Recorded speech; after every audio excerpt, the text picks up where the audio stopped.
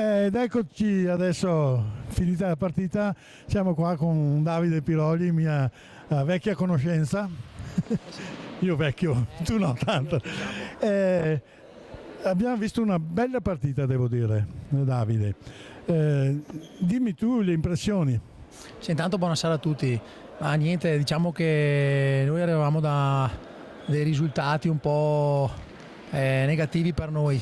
Oggi era una partita sicuramente fondamentale. Secondo me abbiamo avuto un buonissimo approccio, abbiamo secondo me fatto un primo tempo ottimo e non siamo riusciti a concretizzare le occasioni, e quello è un po' quello che ci manca durante le partite. Dopo niente, il secondo tempo siamo riusciti ad andare in vantaggio, abbiamo preso subito il gol e quello ci ha un po' smorzato le ali e niente. Mi dispiace perché alla fine tra una cosa o l'altra non riusciamo mai a portare punti a casa, che insomma sono quelli che ti fanno prendere fiducia, ecco.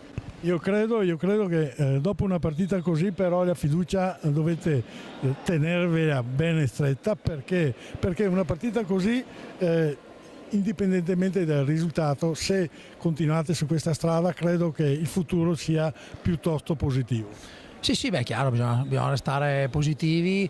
Secondo me la prestazione non è negativa, a parte qualche episodio che le paghiamo sempre a caro prezzo, però dai, siamo qua con voglia, con motivazione per provare a centrare l'obiettivo, che si fa sempre più difficile, ma bisogna rimanere uniti. Siamo sicuramente un bel gruppo, dai, e vediamo le prossime come vanno, dai. Siamo ancora poco più all'inizio del campionato, voglio dire, quindi non è il caso di pensare che sia difficile. Sicuramente bisognerà giocare a questo livello sempre, e poi dovremo anche, prima o dopo, la fortuna cambierà anche per noi. Sì, chiaramente, dai. Quindi dai, siamo un po' giù adesso, dopo sicuramente prossima settimana proveremo a vincere, insomma. Grazie Davide.